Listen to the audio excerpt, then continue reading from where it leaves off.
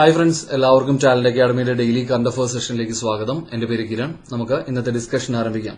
നമ്മൾ ഇന്ന് ആദ്യം ഡിസ്കസ് ചെയ്യുന്ന ഒരു ഇന്റർനാഷണൽ ന്യൂസ് ആണ്. നമുക്കറിയാം, ഫൈസർ വികസിപ്പിച്ച കോവിഡ് വാക്സിൻ ജനങ്ങളിൽ ലഭ്യമാക്കുന്നതിന് തീരുമാനമെടുത്ത ആദ്യ രാജ്യം ബ്രിട്ടൻ ആയിരുന്നു.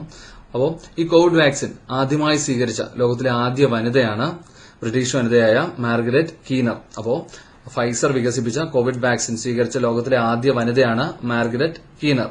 അടുത്ത നമ്മൾ ഡിസ്കസ് ചെയ്യുന്നത് ഒരു സൂചികയാണ്, ക്ലൈമറ്റ് ചേഞ്ച് പെർഫോമൻസ് ഇൻഡെക്സ് 2021. ഈ ഇൻഡെക്സിൽ ഇന്ത്യയുടെ സ്ഥാനം 10ാമതാണ്. ഈ ഇൻഡെക്സ് പബ്ലിഷ് ചെയ്യുന്നത് ജർമ്മൻ വാച്ചും അതുപോലെ തന്നെ ന്യൂ ക്ലൈമറ്റ് ഇൻസ്റ്റിറ്റ്യൂട്ട് ജർമ്മനിയും അതുപോലെ ക്ലൈമറ്റ് ആക്ഷൻ നെറ്റ്വർക്ക് ക്യാൻ ഇന്റർനാഷണലും ചേർന്നാണ്. അപ്പോൾ ഈ ഇൻഡെക്സിൽ ഇന്ത്യയുടെ സ്ഥാനം എത്രയാണ്? 10ആണ്. കഴിഞ്ഞ വർഷം ഇന്ത്യയുടെ സ്ഥാനം 9ാമതായിരുന്നു. ഏറ്റവും മുന്നിലുള്ള രാജ്യം സ്വീഡനാണ്. ഈ ഇൻഡെക്സിൽ ആദ്യ 3 സ്ഥാനങ്ങളിൽ ഒരു രാജ്യവും ഇടം നേടിയിട്ടില്ല. 4ാം സ്ഥാനമാണ് സ്വീഡന് ലഭിച്ചിരിക്കുന്നത്. അപ്പോൾ ഏറ്റവും പിന്നിലുള്ള രാജ്യം അമേരിക്കയാണ്. അപ്പോൾ ക്ലൈമറ്റ് ചേഞ്ച് പെർഫോമൻസ് ഇൻഡെക്സ് 2021ൽ ഇന്ത്യയുടെ സ്ഥാനം എത്രയാണ്? 10ാമതാണ്. ഏറ്റവും മുന്നിലുള്ള രാജ്യം സ്വീഡനാണ്. ഏറ്റവും പിന്നിലുള്ള രാജ്യം യുണൈറ്റഡ് സ്റ്റേറ്റ്സ് ഓഫ് അമേരിക്കയാണ്. അടുത്ത നമ്മൾ ഡിസ്കസ് ചെയ്യുന്നത്, നമുക്കറിയാം, ലോകത്തിലെ ഏറ്റവും ഉയരം കൂടിയ കൊടുമുടിയാണ് എവറസ്റ്റ് കൊടുമുടി. റീസെന്റ് ആയിട്ട് ചൈനയും നേപ്പാളും നടത്തിയ സർവേയുടെ അടിസ്ഥാനത്തിൽ എവറസ്റ്റ് കൊടുമുടിയുടെ ഉയരം പുനർനിർണയിച്ചിരിക്കുകയാണ്. പുനർനിർണയിച്ച ഉയരം എത്രയാണെന്ന് ചോദിച്ചു കഴിഞ്ഞാൽ 8848.86 മീറ്ററാണ്. 1954ൽ സർവേ ഓഫ് ഇന്ത്യ കണക്കാക്കിയ എവറസ്റ്റ് കൊടുമുടിയുടെ ഉയരം എന്നുള്ളത് 8848 മീറ്ററാണ്. അപ്പോൾ അതിൽ നിന്നും ഏകദേശം 80.86 മീറ്റർ ഉയരമാണ് റീസെന്റ് ആയിട്ട് ചൈനയും നേപ്പാളും നടത്തിയ സർവേയുടെ അടിസ്ഥാനത്തിൽ പുനർനിർണയിച്ചിരിക്കുന്നത്. അടുത്ത നമ്മൾ ഡിസ്കസ് ചെയ്യുന്നത് യൂറോപ്യൻ രാജ്യമായ ബെലാറസിലെ ആദ്യ ന്യൂക്ലിയർ പവർ പ്ലാന്റ് ആയ ആസ്ട്രാവെറ്റ്സ് പ്ലാന്റിനെ പറ്റിയാണ്. അപ്പോൾ റീസെന്റ് ആയിട്ട് പ്രവർത്തനം ആരംഭിച്ച ബെലാറസിലെ ആദ്യ ന്യൂക്ലിയർ പവർ പ്ലാന്റ് ആണ് ആസ്ട്രാവെറ്റ്സ് പ്ലാന്റ്. ബെലാറസിന്റെ തലസ്ഥാനം നമുക്കറിയാം മിൻസ്ക് ആണ്. നമ്മളത് ഡിസ്കസ് ചെയ്തിട്ടുള്ളതാണ്. ബെലാറസിന്റെ കറൻസി ബെലാറസിയൻ റൂബിൾ ആണ്. ബെലാറസിന്റെ പ്രധാനമന്ത്രി റോമൻ ഗോലോഷെൻകോവ് ആണ്. അപ്പോൾ റീസെന്റ് ആയിട്ട് പ്രവർത്തനം ആരംഭിച്ച ബെലാറസിന്റെ ആദ്യ ന്യൂക്ലിയർ പവർ പ്ലാന്റിന്റെ പേര് ആസ്ട്രാവെറ്റ്സ് പ്ലാന്റ് ആണ്. അടുത്ത നമ്മൾ ഡിസ്കസ് ചെയ്യുന്നത് ജപ്പാന്റെ ബഹിരാകാശ പേടകമായ ഹയാബൂസ 2നെ പറ്റിയാണ്. ഇപ്പോൾ ചിഹ്നഗ്രഹമായ റിഗുവിൽ നിന്ന് സാമ്പിളുകൾ ശേഖരിച്ച് തിരിച്ചെത്തിയ ജപ്പാന്റെ ബഹിരാകാശ പേടകം സ്പേസ് ക്രാഫ്റ്റ് ആണ് ഹയാബൂസ 2. ജപ്പാന്റെ സ്പേസ് ഏജൻസിയുടെ പേരെന്താണ്? JAXA, Japan aerospace exploration agency എന്നാണ് ജാക്സയുടെ ഫുൾ ഫോം. ജപ്പാന്റെ തലസ്ഥാനം നമുക്കറിയാം ടോക്കിയോ ആണ്. ജപ്പാന്റെ കറൻസി ജാപ്പനീസ് യെൻ ആണ്. ജപ്പാന്റെ പ്രധാനമന്ത്രി യോഷിഹിദെ സുഗ ആണ്. അപ്പോൾ റീസെന്റ് ആയിട്ട് റിഗു എന്ന ചിഹ്നഗ്രഹത്തിൽ നിന്ന് സാമ്പിളുകൾ ശേഖരിച്ച് തിരിച്ചെത്തിയ ജപ്പാന്റെ ബഹിരാകാശ പേടകമാണ് ഹയാബൂസ 2. അടുത്ത നമ്മൾ ഡിസ്കസ് ചെയ്യുന്നത് ഒരു ആപ്ലിക്കേഷനാണ് വികസിപ്പിച്ചിരിക്കുന്നത് ടെക് ജയന്റായ ഗൂഗിൾ ആണ്. ഗൂഗിളിന്റെ സിഇഒ ആരാണ്? സുന്ദർ പിച്ചായി ആണ്. അപ്പോൾ ചലനശേഷി ബുദ്ധിമുട്ടുള്ളവർക്ക് ആശയവിനിമയം എളുപ്പമാക്കുന്നതിനായിട്ട് കണ്ണുകൊണ്ട് ചാറ്റിംഗ് നടത്താൻ സഹായിക്കുന്ന രീതിയിൽ ഒരു ആപ്ലിക്കേഷൻ ഡെവലപ്പ് ചെയ്തിരിക്കുകയാണ് ഗൂഗിൾ. ആ ആപ്ലിക്കേഷന്റെ പേരാണ് ലുക്ക് ടു സ്പീക്ക് ആപ്പ് എന്നുള്ളത്. പരീക്ഷണ അടിസ്ഥാനത്തിലാണ് ഇങ്ങനെ ഒരു ആപ്പ് ഇൻട്രൊഡ്യൂസ് ചെയ്തിരിക്കുന്നത് ഗൂഗിൾ. അപ്പോൾ കണ്ണുകൊണ്ട് ചാറ്റിംഗ് നടത്താൻ സഹായിക്കുന്നതിനായിട്ട് ഗൂഗിൾ പരീക്ഷണ അടിസ്ഥാനത്തിൽ വികസിപ്പിച്ച ആപ്ലിക്കേഷനാണ് ലുക്ക് ടു സ്പീക്ക് എന്നുള്ളത്. അടുത്ത നമ്മൾ ഡിസ്കസ് ചെയ്യുന്നത് കേന്ദ്ര സർക്കാർ പദ്ധതിയാണ്. റീസെന്റ് ആയിട്ട് കേന്ദ്ര സർക്കാർ ആരംഭിച്ചൊരു പദ്ധതി, അതിന്റെ പേര് PM വാണി എന്നാണ്. PM വാണിയുടെ ഫുൾ ഫോം പ്രധാനമന്ത്രി വൈഫൈ ആക്സസ് നെറ്റ്വർക്ക് ഇന്റർഫേസ് എന്നാണ്. അപ്പോൾ നമ്മുടെ രാജ്യത്തെ എല്ലാ പ്രദേശങ്ങളിലും വൈഫൈ സേവനം ലഭ്യമാക്കുന്നതിനായിട്ട് കേന്ദ്ര സർക്കാർ ആരംഭിക്കുന്ന പദ്ധതിയാണ് PM വാണി എന്നുള്ളത്. അപ്പോൾ PM വാണിയുടെ ഫുൾ ഫോം പ്രധാനമന്ത്രി വൈഫൈ ആക്സസ് നെറ്റ്വർക്ക് ഇന്റർഫേസ് എന്നാണ്. ഈ പദ്ധതിയുടെ ഭാഗമായിട്ട് പബ്ലിക് ഡേറ്റ ഓഫീസുകൾ, അതുപോലെ തന്നെ പബ്ലിക് ഡേറ്റ അഗ്രിഗേറ്റ്സുകൾ, അതുപോലെ ആപ്പ് പ്രൊവൈഡേഴ്സ് എന്നിവ വഴിയാണ് വൈഫൈ നമ്മുടെ രാജ്യത്തെ എല്ലാ പ്രദേശങ്ങളിലും ലഭ്യമാക്കാൻ കേന്ദ്ര സർക്കാർ ഉദ്ദേശിക്കുന്നത്. അടുത്ത നമ്മൾ ഡിസ്കസ് ചെയ്യുന്ന ഒരു മൊബൈൽ ആപ്ലിക്കേഷനാണ്. അതിന്റെ പേര് കോവിൻ എന്നാണ്. ഇന്ത്യയിലെ കോവിഡ് വാക്സിൻ വിതരണം കൂടുതൽ കാര്യക്ഷമമാക്കുന്നതിനായിട്ട് കേന്ദ്ര സർക്കാർ ആരംഭിക്കുന്ന ഒരു മൊബൈൽ ആപ്ലിക്കേഷനാണ് കോവിൻ എന്നുള്ളത്. ഇപ്പോൾ കോവിഡ് വാക്സിന്റെ സംഭരണം, അതുപോലെ തന്നെ അതിന്റെ വിതരണം, പ്രചാരണം എന്നിവയ്ക്കാണ് ഈ ആപ്പ് ഉപയോഗിക്കുന്നത്. അപ്പോൾ കേന്ദ്ര സർക്കാർ കോവിഡ് വാക്സിൻ വിതരണം കാര്യക്ഷമമായിട്ട് നമ്മുടെ രാജ്യത്ത് കൊണ്ടുപോകുന്നതിന് ആരംഭിക്കുന്ന മൊബൈൽ ആപ്ലിക്കേഷനാണ് കോവിൻ എന്നുള്ളത്. ആരോഗ്യവകുപ്പ് കൈകാര്യം ചെയ്യുന്ന നമ്മുടെ കേന്ദ്രമന്ത്രി ആരാണ്? ഡോക്ടർ ഹർഷവർദ്ധനാണ്. അടുത്ത നമ്മൾ ഡിസ്കസ് ചെയ്യുന്നത് കേന്ദ്ര ധനകാര്യമന്ത്രിയായ നിർമ്മല സീതാരാമനെ പറ്റിയാണ്. റീസെന്റ് ആയിട്ട് ഫോബ്സ് മാസിക 2020 വേൾഡ്സ് 100 മോസ്റ്റ് പവർഫുൾ വിമൻ ലിസ്റ്റിൽ ഇടം നേടിയ ഇന്ത്യൻ വനിതകളിൽ ഏറ്റവും മുന്നിലുള്ളത് നിർമ്മല സീതാരാമനാണ്. അപ്പോൾ കേന്ദ്ര ധനകാര്യമന്ത്രിയായ ശ്രീമതി നിർമ്മല സീതാരാമനാണ് ഫോബ്സ് മാസികയുടെ 2020 വേൾഡ്സ് 100 മോസ്റ്റ് പവർഫുൾ വിമൻ ലിസ്റ്റിൽ ഇടം നേടിയ ഇന്ത്യക്കാരിൽ ഏറ്റവും മുന്നിലുള്ളത്. 41ാം സ്ഥാനത്താണ് നിർമ്മല സീതാരാമൻ ഈ ലിസ്റ്റിൽ ഇടം പിടിച്ചിരിക്കുന്നത്. ഈ പട്ടികയിൽ ഇടം നേടിയ മറ്റ് ഇന്ത്യൻ വനിതകൾ ആരൊക്കെയാണെന്ന് ചോദിച്ചു കഴിഞ്ഞാൽ HCLന്റെ ചെയർപേഴ്സണായ റോഷ്നി നാഡർ മൽഹോത്രയും അതുപോലെ തന്നെ ബയോകോൺ എന്ന ഫാർമസ്യൂട്ടിക്കൽ സ്ഥാപനത്തിന്റെ മേധാവിയായ കിരൺ മസുന്ദാർ ഷായുമാണ്. അപ്പോൾ ഫോബ്സ് മാസികയുടെ വേൾഡ്സ് 100 മോസ്റ്റ് പവർഫുൾ വിമൻ 2020 ലിസ്റ്റിൽ ഇടം നേടിയ ഇന്ത്യൻ വനിതകൾ ആരൊക്കെയാണ്? കേന്ദ്ര ധനകാര്യമന്ത്രി ശ്രീമതി നിർമ്മല സീതാരാമൻ, അതുപോലെ തന്നെ റോഷ്നി നാഡർ മൽഹോത്ര, അതുപോലെ കിരൺ മസുന്ദാർ ഷാ. ഈ പട്ടികയിൽ ഏറ്റവും മുന്നിലുള്ളത് ജർമ്മൻ ചാൻസലറായ ആഞ്ചല മെർക്കലാണ്. അടുത്ത് നമ്മൾ ഡിസ്കസ് ചെയ്യുന്നത് 2024 പാരീസ് ഒളിമ്പിക്സിൽ മത്സര ഇനമായിട്ട് ഇന്റർനാഷണൽ ഒളിമ്പിക് കമ്മിറ്റി ഉൾപ്പെടുത്താൻ തീരുമാനിച്ച നൃത്തരൂപമാണ് ബ്രേക്ക് ഡാൻസിംഗ്. അപ്പോൾ 2024 പാരീസ് ഒളിമ്പിക്സിൽ മത്സര ഇനമായി ഉൾപ്പെടുത്താൻ ഇന്റർനാഷണൽ ഒളിമ്പിക് കമ്മിറ്റി തീരുമാനിച്ച നൃത്തരൂപം ഏതാണ്? ബ്രേക്ക് ഡാൻസിംഗ് ആണ്.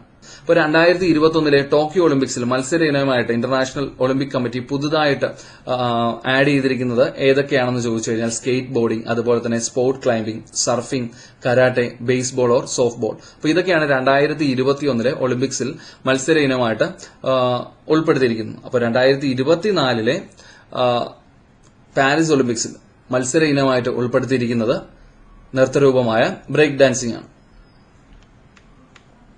അടുത്ത നമ്മൾ ഡിസ്കസ് ചെയ്യുന്ന ഒരു പുരസ്കാരമാണ്, സ്പോർട്സ് പുരസ്കാരമാണ്. Federation of Indian Chambers of Commerce and Industry FICCI എല്ലാ വർഷവും വിതരണം ചെയ്യുന്ന ഇന്ത്യ സ്പോർട്സ് അവാർഡ് 2020.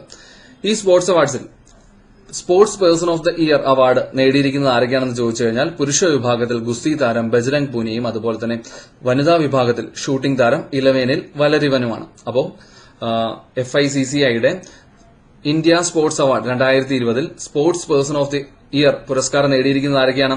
ഗുസ്തി താരം ബജ്രംഗ് പൂനിയയും, അതുപോലെ തന്നെ ഷൂട്ടിംഗ് താരം ഇലവേനിൽ വലരിവനുമാണ്. അടുത്ത നമ്മൾ ഡിസ്കസ് ചെയ്യുന്നത് ക്രിക്കറ്റ് താരം പാർത്ഥിവ് പട്ടേലിനെ പറ്റിയാണ്. എല്ലാത്തരം ക്രിക്കറ്റ് ഫോർമാറ്റുകളിൽ നിന്നും വിരമിച്ച മുൻ ഇന്ത്യൻ ക്രിക്കറ്റ് താരമാണ് പാർത്ഥിവ് പട്ടേൽ. റീസെന്റ് ആയിട്ടാണ് അദ്ദേഹം വിരമിച്ചത്. 2020 ഡിസംബറിൽ എല്ലാ ക്രിക്കറ്റ് ഫോർമാറ്റുകളിൽ നിന്നും വിരമിച്ച മുൻ ഇന്ത്യൻ ക്രിക്കറ്റ് താരമാണ് പാർത്ഥിവ് പട്ടേൽ. അടുത്ത നമ്മൾ ഡിസ്കസ് ചെയ്യുന്നത് ലക്ഷദ്വീപിനെ പറ്റിയാണ്. ലക്ഷദ്വീപിന്റെ തലസ്ഥാനം നമുക്കറിയാം കവരത്തിയാണ്. 2020 ഡിസംബറിൽ കേന്ദ്ര കൃഷി മന്ത്രാലയം ഓർഗാനിക് അഗ്രികൾച്ചറൽ ഏരിയയായി പ്രഖ്യാപിച്ച കേന്ദ്രഭരണ പ്രദേശമാണ് ലക്ഷദ്വീപ്. അപ്പോൾ ഓർമ്മിച്ചു വെച്ചിരിക്കാം, കേന്ദ്ര കൃഷി മന്ത്രാലയം ഓർഗാനിക് അഗ്രികൾച്ചറൽ ഏരിയ ആയി പ്രഖ്യാപിച്ച ആദ്യ കേന്ദ്രഭരണ പ്രദേശവും ലക്ഷദ്വീപാണ്. അപ്പോൾ 2020 ഡിസംബറിൽ കേന്ദ്ര കൃഷി മന്ത്രാലയം ഓർഗാനിക് അഗ്രികൾച്ചറൽ ഏരിയ ആയി പ്രഖ്യാപിച്ച കേന്ദ്രഭരണ പ്രദേശമാണ് ലക്ഷദ്വീപ്. കൃഷി വകുപ്പ് കൈകാര്യം ചെയ്യുന്ന നമ്മുടെ കേന്ദ്രമന്ത്രി ആരാണ്? ശ്രീ നരേന്ദ്രസിംഗ് തോമറാണ്. അടുത്ത് നമ്മൾ ഡിസ്കസ് ചെയ്യുന്നത് ദേശസാൽകൃത ബാങ്കായ ബാങ്ക് ഓഫ് ബറോഡ ആരംഭിച്ച ഒരു പദ്ധതിയാണ്. വനിതകളുടെ ശാക്തീകരണത്തിനായിട്ട് ആരംഭിച്ച ഒരു പദ്ധതി. ബാങ്ക് ഓഫ് ബറോഡയുടെ ആസ്ഥാനം എവിടെയാണ് സ്ഥിതി ചെയ്യുന്നത്? ഗുജറാത്തിലെ വഡോദരയിലാണ്. അപ്പോൾ വനിതകളുടെ ഉന്നമനത്തിനായിട്ട് ബാങ്ക് ഓഫ് ബറോഡ ആരംഭിച്ച ഒരു പദ്ധതിയാണ് ആത്മനിർഭർ വിമൻ സ്കീം എന്നുള്ളത്. ബാങ്ക് ഓഫ് ബറോഡയുടെ MD ആൻഡ് CEO ആരാണ്? ശ്രീ സഞ്ജീവ് ഛദ്ധയാണ്. ബാങ്ക് ഓഫ് ബറോഡയുടെ ടാഗ് ലൈൻ ആപ്തവാക്യം ഇന്ത്യസ് ഇന്റർനാഷണൽ ബാങ്ക് എന്നാണ്. അടുത്ത് നമ്മൾ ഡിസ്കസ് ചെയ്യുന്നത് മധ്യപ്രദേശിലെ നഗരങ്ങളായ ഗ്വാളിയറിനെയും ഓർച്ചയും പറ്റിയാണ്. യുനെസ്കോയുടെ ലോക പൈതൃക നഗരങ്ങളുടെ പട്ടികയിൽ ഇടം നേടിയിരിക്കുകയാണ് ഗ്വാളിയറും അതുപോലെ തന്നെ ഓർച്ചയും. അപ്പോൾ യുനെസ്കോയുടെ വേൾഡ് ഹെറിറ്റേജ് സിറ്റീസ് ലിസ്റ്റിൽ ഇടം നേടിയ മധ്യപ്രദേശിലെ നഗരങ്ങളാണ് ഗ്വാളിയറും ഓർച്ചയും. അടുത്ത് നമ്മൾ ഡിസ്കസ് ചെയ്യുന്നത് ഉത്തർപ്രദേശ് സംസ്ഥാനത്തെ പറ്റിയാണ്. 2020 ഡിസംബറിൽ വാട്ടർ ടൂറിസം കൂടുതൽ പ്രോത്സാഹിപ്പിക്കുന്നതിനായിട്ട് ഇൻലാൻഡ് വാട്ടർവേസ് അതോറിറ്റി ഓഫ് ഇന്ത്യയുമായിട്ട് ധാരണയിലായ സംസ്ഥാനമാണ് ഉത്തർപ്രദേശ്. അപ്പോൾ ഇൻലാൻഡ് വാട്ടർവേസ് അതോറിറ്റി ഓഫ് ഇന്ത്യയുമായിട്ട് ധാരണയിലായിരിക്കുകയാണ് ഉത്തർപ്രദേശ്. വാട്ടർ ടൂറിസം കൂടുതൽ പ്രോത്സാഹിപ്പിക്കുന്നത് ലക്ഷ്യമിട്ടാണ് ഇങ്ങനൊരു ധാരണയിൽ ഉത്തർപ്രദേശ് സംസ്ഥാനം എത്തിയിരിക്കുന്നത്. ഇൻലാൻഡ് വാട്ടർവേസ് അതോറിറ്റി ഓഫ് ഇന്ത്യയുടെ ആസ്ഥാനം സ്ഥിതി ചെയ്യുന്നത് ഉത്തർപ്രദേശിലെ നോയിഡയിലാണ്. നിലവിലെ ചെയർപേഴ്സൺ ശ്രീമതി അമിത പ്രസാദാണ്. അടുത്ത് നമ്മൾ ഡിസ്കസ് ചെയ്യുന്ന ഒരു ദിനമാണ് ഇന്ന് ഡിസംബർ 10 ലോക മനുഷ്യാവകാശ ദിനമായിട്ടാണ് നമ്മൾ ആചരിക്കുന്നത്. ഐക്യരാഷ്ട്രസഭയുടെ നേതൃത്വത്തിൽ എല്ലാ വർഷവും ഡിസംബർ മാസം 10 ഹ്യൂമൻ റൈറ്റ്സ് ഡേ ആയിട്ടാണ് നമ്മൾ ആചരിക്കുന്നത്. 2020 പ്രമേയം മെച്ചപ്പെട്ട നിലയിൽ തിരിച്ചുവരിക, മനുഷ്യാവകാശങ്ങൾക്കായി നിലകൊള്ളുക എന്നതാണ്. അപ്പോൾ 2020 ഹ്യൂമൻ റൈറ്റ്സ് ഡേയുടെ പ്രമേയം recover better stand up for human rights എന്നാണ്. മെച്ചപ്പെട്ട നിലയിൽ തിരിച്ചുവരിക, മനുഷ്യാവകാശങ്ങൾക്കായി നിലകൊള്ളുക എന്നതാണ് 2020 ലോക മനുഷ്യാവകാശ ദിനത്തിന്റെ പ്രമേയം. അടുത്ത് നമ്മൾ ഡിസ്കസ് ചെയ്യുന്നത് 1-2 അപ്പോയിന്റ്മെന്റ്സ് ആണ്. അതിലൊന്നാണ് കോഫി ഡേ എന്റർപ്രൈസസിന്റെ സിഇഒ ആയിട്ട് നിയമിതയായിരിക്കുന്നത് മാളവിക ഹെഗ്ഡെ ആണ്. കഫേ കോഫി ഡേയുടെ സ്ഥാപകനായ VG സിദ്ധാർത്ഥയുടെ ഭാര്യയാണ് മാളവിക ഹെഗ്ഡെ. അപ്പോ കോഫി ഡേ എന്റർപ്രൈസസിന്റെ സിഇഒ ആയിട്ട് നിയമിതയായിരിക്കുന്നത് ആരാണ്? മാളവിക ഹെഗ്ഡെ ആണ്.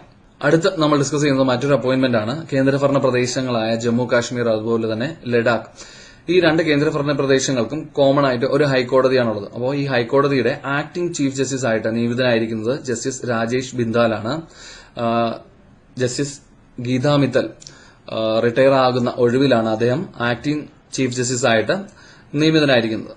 അടുത്ത് ഡിസ്കസ് ചെയ്യുന്നത് ഒരു പുരസ്കാരമാണ്. പ്രമുഖ സാമൂഹ്യ പ്രവർത്തകയായ പത്മിനി വർക്കിയുടെ സ്മരണാർത്ഥം വിതരണം ചെയ്യുന്ന പത്മിനി വർക്കി സ്മാരക പുരസ്കാരത്തിന് അർഹയായിരിക്കുകയാണ് സാമൂഹ്യ പ്രവർത്തകയായ ജെസി ഇമാനുവൽ. അപ്പോ 2020 പത്മിനി വർക്കി സ്മാരക പുരസ്കാരത്തിന് അർഹയായിരിക്കുന്നത് സാമൂഹ്യ പ്രവർത്തകയായ ജെസി ഇമാനുവലാണ്. അവർ ആലപ്പുഴ സ്വദേശിനിയാണ്. അടുത്ത് ഡിസ്കസ് ചെയ്യുന്നത് 1-2 പുസ്തകങ്ങളാണ്. അതിലൊന്നാണ് Dharma decoding the epics of a meaningful life എന്നുള്ളത്. ഈ പുസ്തകം രചിച്ചിരിക്കുന്നത് 2 പേർ ചേർന്നാണ്, അമിഷ് ത്രിപാഠിയും അതുപോലെ തന്നെ ഭാവന റോയും. അപ്പോ Dharma decoding the epics for a meaningful life എന്ന പുസ്തകം രചിച്ചിരിക്കുന്നത് അമിഷ് ത്രിപാഠിയും അതുപോലെ തന്നെ ഭാവന റോയുമാണ്. അതുപോലെ മറ്റൊരു പുസ്തകമാണ് 5 partitions the making of modern Asia എന്നുള്ളത്. ഈ പുസ്തകം രചിച്ചിരിക്കുന്നത് സാം ഡാരിംബിളാണ്. ഇനി ഇന്നത്തെ ക്വസ്റ്റ്യൻ ഓഫ് ദ ഡേ ആണ്. ഭിന്നലിംഗക്കാരായ കുട്ടികളുടെ സംരക്ഷണത്തിന് ചിൽഡ്രൻസ് ഹോം നിലവിൽ വരുന്ന ആദ്യ ഇന്ത്യൻ നഗരം ഏതാണ് എന്നതാണ് ഇന്നത്തെ ക്വസ്റ്റ്യൻ ഓഫ് ദ ഡേ. അപ്പോൾ കഴിഞ്ഞ ദിവസം നമ്മളിത് ഡിസ്കസ് ചെയ്തതാണ്. കാണാത്തവർ തീർച്ചയായിട്ടും ആ വീഡിയോ പോയി കാണുക, പോയിന്റ്സ് ഒക്കെ നോട്ട് ചെയ്ത് വെച്ച് പഠിക്കുക.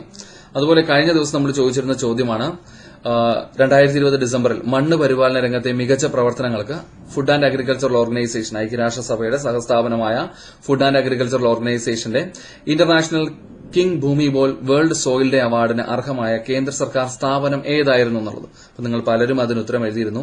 Indian council of agricultural research ICAR-നാണ് 2020 FAO-യുടെ international King Bhumibol world soil day award ലഭിച്ചിരിക്കുന്നത്. ഓക്കെ ഫ്രണ്ട്സ്, അപ്പൊ ഇന്നത്തെ വീഡിയോയിൽ നമ്മൾ ഡിസ്കസ് ചെയ്തത് ടാലന്റ് അക്കാഡമിയുടെ ഡെയിലി കറന്റ് അഫയേഴ്സ് അപ്ഡേറ്റ്സുകളാണ്. ടാലന്റ് അക്കാഡമിയുടെ ഡെയിലി കറന്റ് അഫയേഴ്സ് അപ്ഡേറ്റ്സുകൾ നിങ്ങൾക്ക് ഉപകാരപ്പെടുന്നുണ്ടെങ്കിൽ തീർച്ചയായിട്ടും നിങ്ങളുടെ ഫ്രണ്ട്സിന് അത് ഷെയർ ചെയ്യുക. നിങ്ങളുടെ അഭിപ്രായങ്ങളൊക്കെ കമന്റ് ചെയ്യുക. ഡെയിലി കറന്റ് അഫയേഴ്സിന്റെ മറ്റൊരു സെഷനുമായിട്ട് നമുക്ക് അടുത്ത ദിവസം കാണാം. അതുവരെയും bye bye and thank you.